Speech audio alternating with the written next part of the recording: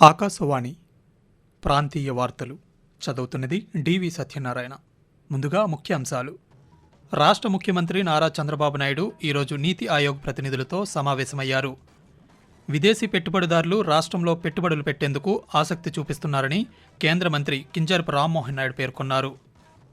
క్రీడా ప్రతిభా పురస్కారాలకు రాష్ట్రంలోని 130 పాఠశాలలను ఎంపిక చేశామని పాఠశాల విద్యాశాఖ సంచాలకులు విజయరామరాజు తెలిపారు. రాష్ట్ర పురపాలక పట్టణాభివృద్ధి శాఖ మంత్రి పి నారాయణ ఈరోజు విశాఖలో పర్యటించారు. రానున్న 2 రోజుల్లో ఉత్తర బంగాళాఖాతంలో అల్పపీడనం ఏర్పడే అవకాశం ఉందని అమరావతిలోని భారత వాతావరణ కేంద్రం తెలిపింది.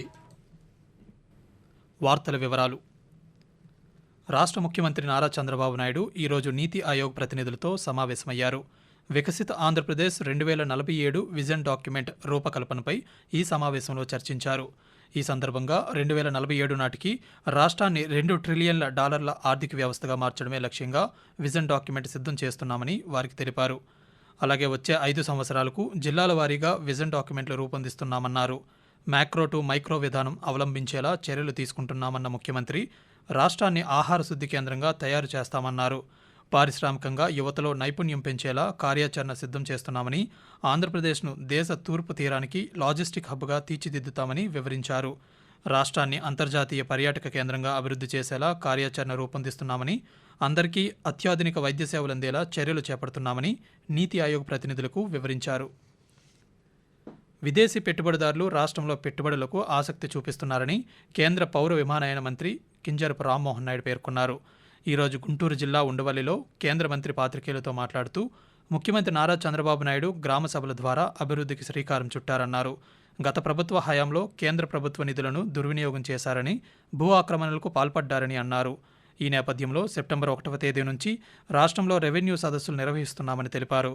ఆంధ్రప్రదేశ్లో మరికొన్ని విమానాశ్రయాల ఏర్పాటుకు కృషి చేస్తున్నామని మంత్రి వెల్లడిస్తూ, చంద్రబాబు నాయుడు గారు రాష్ట్రంలో అభివృద్ధి జరగాలనంటే దానికి ఫౌండేషన్ గ్రామాల నుంచే మనం మొదలు పెట్టాలన్న ఆలోచనతో మహాత్మా గాంధీ గారిని ఆదర్శంగా తీసుకొని గ్రామ సభలు పెట్టి ఆ గ్రామ సభల ద్వారా మళ్ళీ పనులు నిర్ణయించేటటువంటి కార్యక్రమానికి రూపకల్పన చేశారు. గ్రామంలో ఒక శుభ వాతావరణం మళ్ళీ నెలకొల్కుంది.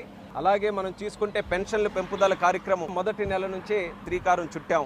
అలాగే రాబోతున్నటువంటి రోజుల్లో రెవెన్యూ సదస్సులు కూడా రాబోతున్నటువంటి సెప్టెంబర్ 1 నుంచి శ్రీకారం చుడుతున్నాం. క్రీడల్లో అత్యంత ప్రతిభ కనబరిచిన 130 పాఠశాలలను క్రీడా ప్రతిభా పురస్కారాలకు ఎంపిక చేశామని పాఠశాల విద్యాశాఖ సంచాలకులు విజయరామరాజు తెలిపారు. ఈ మేరకు ఉత్తర్వులు జారీ చేస్తూ ఈ నెల 29వ తేదీన జాతీయ క్రీడా దినోత్సవాన్ని పురస్కరించుకొని పురస్కారాలను అందజేయడం జరుగుతుందన్నారు. పాఠశాలలో క్రీడలకు అత్యంత ప్రాధాన్యత ఇవ్వాలని, క్రీడల ప్రాధాన్యతను ఆ విద్యార్థులకు తెలియజేయాలని సూచించారు. రాష్ట్ర స్థాయిలో 1040 పాయింట్లతో కడప మున్సిపల్ కార్పొరేషన్ హైస్కూల్ తొలి స్థానంలోనూ, ఎన్టీఆర్ జిల్లాలో ఉన్న జిల్లా పరిషత్ హైస్కూల్ 1008 పాయింట్లతో 2వ స్థానంలోనూ, చిలకలూరుపేట ఏజీఎం హైస్కూల్ 963 పాయింట్లతో 3వ స్థానంలో నిలిచాయని ఆయన తెలియజేశారు. పురపాలక పట్టణాభివృద్ధి శాఖ మంత్రి పి నారాయణ ఈరోజు విశాఖలో పర్యటించి నగరపాలక సంస్థ చేపడుతున్న కార్యక్రమాలను సమీక్షించారు.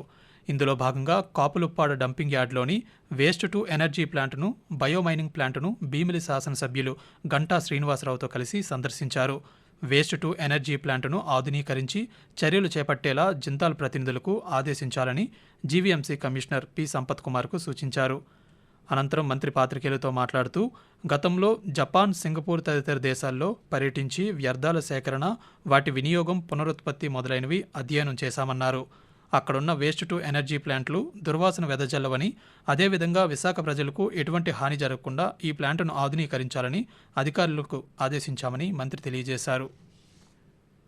సాంకేతికపరమైన నిర్వహణ కోసం ఈ నెల 30వ తేదీన రాష్ట్రంలోని కొన్ని కేంద్రాల్లో పాస్పోర్ట్ సేవలు నిలిపివేస్తున్నామని అధికారులు తెలిపారు. విజయవాడ, తిరుపతిలోని కేంద్రాలతో పాటు అనంతపురం, బాపట్ల, చిత్తూరు, గుడివాడ, గుంటూరు, హిందూపూర్, కడప, నంద్యాల, నరసరావుపేట, నెల్లూరు, ఒంగోలు, రైల్వే కోడూరు, వైఎస్ఆర్ కడప కేంద్రాల్లో సేవలను ఆ రోజు రద్దు చేస్తున్నామని పేర్కొన్నారు. ఆగస్టు 30వ తేదీ కోసం ముందుగా అపాయింట్మెంట్ తీసుకున్న వారికి సెప్టెంబర్ 6వ తేదీన సేవలు అందించడం జరుగుతుందన్నారు. రీషెడ్యూల్ తేదీ, ఇతర సమాచారం సందేశాల రూపంలో తెలియజేయబడుతుందని అధికారులు వివరించారు. ఆకాశవాణి ప్రాంతీయ వార్తలు వింటున్నారు. జనసేన పార్టీ అధ్యక్షులు ఉప ముఖ్యమంత్రి కె పవన్ కళ్యాణ్ పుట్టినరోజును పురస్కరించుకొని సెప్టెంబర్ 2వ తేదీన పార్టీ శ్రేణులు ప్రజా ఉపయోగ కార్యక్రమాల్లో పాల్గొనాలని Janasena party PSU chairman Nadendla Manohar పిలుపునిచ్చారు. క్లీన్ ఆంధ్ర గ్రీన్ ఆంధ్ర ఇతివృత్తంతో రాష్ట్ర వ్యాప్తంగా జరిగే కార్యక్రమాల్లో పెద్ద ఎత్తున పాల్గొనాలని కోరారు. ఈరోజు ఆయన పార్టీ రాష్ట్ర ప్రధాన కార్యదర్శి నాగబాబుతో కలిసి దృశ్య శ్రవణ మాధ్యమం ద్వారా పార్టీ ఎంపీలు ఎమ్మెల్యేలతో మాట్లాడారు. పవన్ కళ్యాణ్ సమాజాన్ని ప్రకృతిని ప్రేమించే వ్యక్తి అని, ఆయన జన్మదినం సందర్భంగా సమాజహితమైన పర్యావరణ హితమైన కార్యక్రమాలను చేపట్టాలని నిర్ణయించామని పేర్కొన్నారు. బహిరంగ ప్రదేశాలను శుభ్రం చేయడం, చెట్లు నాటడం వంటి కార్యక్రమాల్లో పాల్గొనాలని ఆయన పార్టీ శ్రేణులకు విజ్ఞప్తి చేశారు. రానున్న 2 రోజుల్లో ఉత్తర బంగాళాఖాతంలో అల్పపీడనం ఏర్పడే అవకాశం ఉందని అమరావతిలోని భారత వాతావరణ కేంద్ర అధికారులు తెలిపారు. ఇది ఆ తరువాత 2 రోజుల్లో పశ్చిమ వాయువ్య దిశగా కదులుతూ దక్షిణ ఒరిస్సా, ఉత్తర ఆంధ్రప్రదేశ్ తీరానికి దగ్గరగా వెళ్లే అవకాశం ఉందని పేర్కొన్నారు. రాష్ట్రంలోని కోస్తాంధ్ర, రాయలసీమ ప్రాంతాల్లో రానున్న 2 రోజుల్లో తేలికపాటి నుండి ఒక మోస్తరు వర్షం లేదా ఉరుములతో కూడిన జల్లులు కొన్ని చోట్ల కురిసే అవకాశం ఉందన్నారు. గంటకు 30 నుండి 40 కిలోమీటర్ల వేగంతో బలమైన ఉపరితల గాలులు వీచే అవకాశం ఉందని తెలిపారు. చేపల చెరువులకు అనుమతులు తప్పనిసరిగా తీసుకోవాలని పార్వతీపురం మన్యం జిల్లా మత్స్యశాఖ అధికారి పి. తిరుపతయ్య తెలిపారు.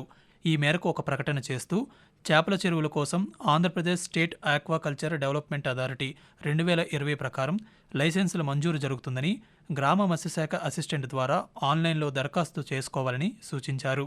దరఖాస్తుతో పాటు ఎకరానికి 1000 రూపాయల చొప్పున చెల్లించాలన్నారు. అర్హత కలిగిన దరఖాస్తులకు జిల్లా మండల స్థాయి కమిటీల ద్వారా లైసెన్సులు మంజూరు జరుగుతుందని ఆయన వివరించారు.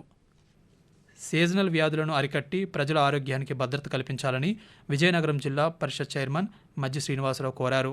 ఈరోజు జరిగిన జిల్లా పరిషత్ స్థాయి సంఘం సమావేశంలో ఆయన మాట్లాడుతూ జిల్లాలో మలేరియా, డెంగీ తదితర సీజనల్ వ్యాధులు వ్యాప్తి చెందకుండా తక్షణమే అన్ని రకాల చర్యలు తీసుకోవాలని అధికారులను ఆదేశించారు.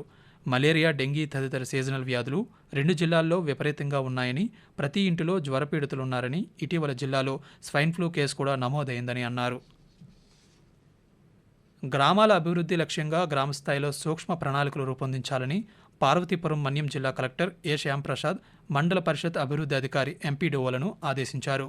కలెక్టర్ కార్యాలయంలో ఎంపీడీఓలతో ఈరోజు జరిగిన సమీక్షా సమావేశంలో ఆయన మాట్లాడుతూ గ్రామాల అభివృద్ధిలో మండల పరిషత్ అభివృద్ధి అధికారుల పాత్ర కీలకమన్నారు. ఉపాధి హామీ పథకం కింద వివిధ కార్యక్రమాలను అనుసంధానం చేసి అభివృద్ధి పనులు చేపట్టడానికి సరైన కార్యాచరణ ప్రణాళిక తయారు చేయాలన్నారు. మండలాల్లో సమగ్రమైన డేటా తయారు చేయాలని, ఆరోగ్యం మెరుగుపరచడం, పౌష్టికాహారాన్ని అందివ్వడం, సురక్షిత తాగునీరు అందించడం మొదలైన అంశాలు కూడా అభివృద్ధిలో భాగమని ఆయన పేర్కొన్నారు. గ్రామ సచివాలయ సిబ్బంది సేవలు సంతృప్తికర స్థాయిలో ఉపయోగించుకోవాలని కలెక్టర్ సూచించారు. ఇటీవల డాక్టర్ బిఆర్ అంబేద్కర్ కోనసీమ జిల్లా కొత్తపేట నియోజకవర్గంలో జరిగిన గ్రామ సభలో ముఖ్యమంత్రికి అందిన ఫిర్యాదులను పరిశీలించి పరిష్కరించాలని సంయుక్త కలెక్టర్ టి. నిశాంతి అధికారులను ఆదేశించారు. అమలాపురంలోని కలెక్టర్ కార్యాలయంలో ఈరోజు జరిగిన సమీక్షా సమావేశంలో ఆమె మాట్లాడుతూ వాడపట్టి గ్రామంలో జరిగిన గ్రామ సభలో 391 ఫిర్యాదులు అందాయని, గడువులోపుగా వీటిని పరిష్కరించాలని చెప్పారు. ప్రతి సమస్యను క్షేత్రస్థాయిలో పరిశీలించి పరిష్కరించే దిశగా చర్యలు తీసుకోవాలని, ఫిర్యాదులో ఆర్థికపరమైన అంశాలు ఉన్నప్పుడు సంబంధిత శాఖల కార్యదర్శులకు సమస్యను వివరిస్తూ లేఖలను కలెక్టర్ ద్వారా పంపే విధంగా చర్యలు తీసుకోవాలని అన్నారు. 391 ఫిర్యాదుల్లో ఇప్పటి వరకు 49 ఫిర్యాదులను పరిష్కరించడం జరిగిందని జాయింట్ కలెక్టర్ ఈ సందర్భంగా తెలియజేశారు. వ్యాపారస్తులు వస్తు సేవా పన్నులను తప్పనిసరిగా చెల్లించాలని customs and indirect taxes commissioner P. Anand Kumar అన్నారు. తిరుపతిలోని జీఎస్టీ కార్యాలయంలో నూతన కమిషనర్ ఛాంబర్ను ఈరోజు ఆయన ప్రారంభించారు. ప్రాంతీయ వార్తలు ముగించే ముందు ముఖ్యాంశాలు మరోసారి. రాష్ట్ర ముఖ్యమంత్రి నారా చంద్రబాబు నాయుడు ఈరోజు నీతి ఆయోగ్ ప్రతినిధులతో సమావేశమయ్యారు. విదేశీ పెట్టుబడిదారులు రాష్ట్రంలో పెట్టుబడులు పెట్టేందుకు ఆసక్తి చూపిస్తున్నారని కేంద్ర మంత్రి కింజరాపు రామ్మోహన్ నాయుడు పేర్కొన్నారు. క్రీడా ప్రతిభా పురస్కారాలకు రాష్ట్రంలోని 130 పాఠశాలలను ఎంపిక చేశామని పాఠశాల విద్యాశాఖ సంచాలకులు విజయరామరాజు తెలిపారు. రాష్ట్ర పురపాలక పట్టణాభివృద్ధి శాఖ మంత్రి పి. నారాయణ ఈరోజు విశాఖలో పర్యటించారు. ఆకాశవాణి ప్రాంతీయ వార్తలు ఇంతటితో సమాప్తం.